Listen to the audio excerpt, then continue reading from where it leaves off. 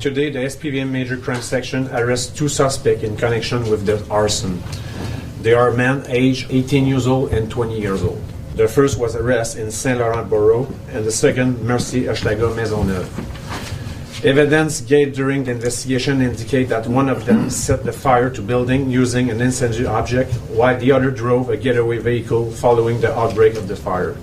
We were working closely with the prosecutor of the Director of Criminal and Penal Prosecution. A decision on the charge will be known within the next 24 hours. That is a news conference from earlier today from Montreal Police. Good evening, Dan Delmar and Robin Flynn in for Aaron. The story regarding the hotel rental, small rental B&B type situation, not an Airbnb, but a B&B in the old port that was that caught fire, and it was arson. Montreal Police arresting again men aged 18 and 20. Inspector David Shane of the Montreal Police Major Crime Squad joins us now. Inspector Shane, hello. Hi to both of you. Thanks for joining us. And it is a complex case. Were you able to get any information or any leads out of these two young men? Well, it's a bit too early to go there. So the only thing we can say, we got the information out very quickly that we made the arrest because we wanted to reassure Montrealers of the effectiveness of the Montreal Police. And our investigators have been working since day one. I'd say since the first hour. They've been working 24/7. And we mobilized quite a lot of them, almost 200 personnel working day in, day out on this investigation, and it was possible today to make arrests. So more to follow. They will appear in front of a judge in the next 24 hours, and the Crown prosecutors will make a decision on the exact charges that will be laid. Do these two suspects have any known affiliations with a street gang in Montreal? I've heard a lot of speculation about that. Yeah, there's a lot of speculation. Unfortunately, it's not possible for us to go there. The case will be submitted in front of the courts, so it's not possible to have the trial made in the public view. It has to go through the legal system. So unfortunately, I cannot comment on that. In terms of the previous event, there was a building in Old Montreal owned by the same owner of this one that went up in flames. More people were killed in that previous incident. Have you established any criminal links between the two fires? Between both of them, it's still too early to conclude on anything on that. But you know that in the first case, the one in 2023, in March 2023, the case has been submitted to the Crown prosecutors, so they're presently analyzing the case, and we'll await their decisions on it. If we need to add to the proof that's already there, and so we don't know when. We need to let the Crown prosecutors do their work and come back to us on that.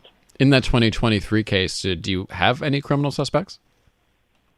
Well, we do because we submitted a case. But I cannot comment on it, unfortunately. But again, we want to make sure that the Montrealers know that we did submit a case, and it's being studied right now by the Crown prosecutor. But I don't want to hinder the process, and I don't want to jump to any conclusions. We got to let them analyze it first. With regards to the more recent fire, is it true that there are still people unaccounted for? That there may still be human remains or victims found in the rubble? No, that is not true. We informed the media and everybody, I think it was on Tuesday, that everything was done on our part. We were only the 25 people that from the investigation were able to say that they were inside at the moment the fire broke out. Two of them unfortunately died, as you know, and 23 others have all been accounted for. Two of them have been wounded, but all the 23 were accounted for. There's no reason for us to believe that there's anybody else in the rubble. The investigation of the crime scene is done, has been completed Tuesday morning, and the location was given back to the owner. So no, there's nobody else in the rubble. Inspector David Shane joins us, the Montreal Police Major Crimes Squad. Are you seeing more suspects in their teenage years, minors? In this case, we had a man aged 18, but certainly it seems, at least anecdotally, that perhaps street gangs might be recruiting younger and younger, but correct me if I'm wrong.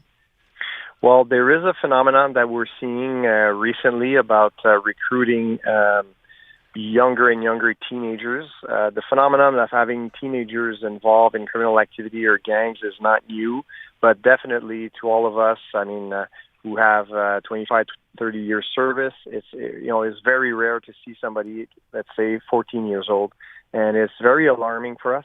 We're putting a lot of effort into trying to quell this. I came to your station a few times, I think, to explain the collective strategy that we put in place in spring 2023. What I want to say is that Montreal Police works in repression, definitely, but a lot in prevention. So what we're doing with our different teams is trying to identify those people who are the most at risk of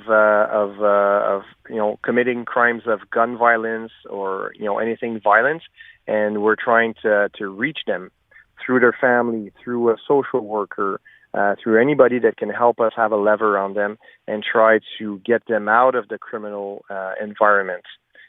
Sometimes we don't have a choice; we have to arrest them. Sometimes it's a wake-up call for them. But we've had quite a few success stories of young teenagers that we were able to get through to them, have an intervention plan, and we're able to extract them from the criminal element, and they're back in school and back in sports teams, for example. Oh, that's good. I think it can be very easy for the public to get very afraid, especially now that we have social media and information circulates. People are speculating, there are rumors that start. But overall, violent crime is actually down in Montreal, right? The city has never been safe as it is right now. Well, what I would say is Montreal is definitely a very, very safe city, and you just need to compare it to other major cities, in Canada or in North America, even around the world. It's a very safe city, and you're right. There is a hyper-mediatization. It's anything that happens is in the media, and it does create, a feeling of being unsafe. But that doesn't mean there aren't things that we need to work on. For example, a few years back when we had a spike in gun violence, we put the strategy and some personnel into it, and we were able to make it decrease from 25%, which is a lot. We did the same thing last year with auto theft, and now we're trying to do the same thing with the involvement of young teenagers into crime. Today, your chief, Fadi Daguerre, mentioned to Montreal parents that it's a good idea to have these conversations if a police officer comes to their door and has a concern about a kid, being suspicious, closing the door, running away from the problem, not the best idea. What advice would you give to parents if they think that their kids have fallen into the wrong crowd? Well, I'm a parent myself. I am a father, and it is, I know how people feel. My kids are teenagers now, and I have those preoccupations when they're out late at night, and so I'm not perfect. I'm not a criminologist or a social worker, but what we're trying to tell them is the first thing is to be able to establish a good communication with your child, and it seems overrated to say that. Everybody knows that, but especially it's when they change their behavior. I think that's the trigger. Is when there's something that's not right, you need to raise your hand. So all of a sudden they have new people that they're going out with, or people that they don't want to tell you who their friends are. They're coming out at different times, late at night, or they're running away from home, stuff like that. So depending on who's around you, what kind of social cell you have around you, there's social workers from different organizations. There's the school, but definitely the police. The police is also a resource. We have preventionists. We have specialized police officers, men and women who work in our community police stations, and they are there to help you and to guide you and try and reference you to the proper organizations. But you gotta do something about it for sure. And you got to try and speak with the kids. And don't get me wrong, we're not trying to moralize anybody. It's hard for everybody. And if you have a kid that's going the wrong way, it is, it's really really hard, and it takes a lot of energy. But the first line of defense is the parents. And so I'll say we because I'm involved in it.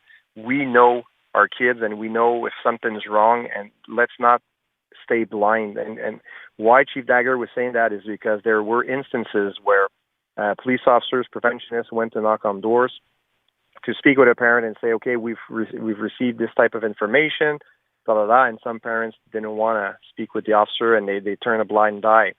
And whatever the reason was, the fact is that they missed an opportunity. Sometimes the parent wants to overprotect their child. Sometimes they don't want to acknowledge the problem. But we do need to, if we're not going there randomly, if we're going to see somebody, it's because we got information and we're trying to help. We're not looking to arrest kids. We don't do business like that. That our first priority will always be to try and bring them back and extract them from the criminal element, or find different issues for them and not arrest them. That's the last resort.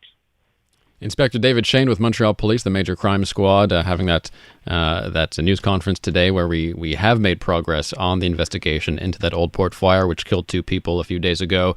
That's a really reassuring bit of information, Inspector Shane. Thanks for your work and appreciate your time. Well, it's my pleasure. Anytime.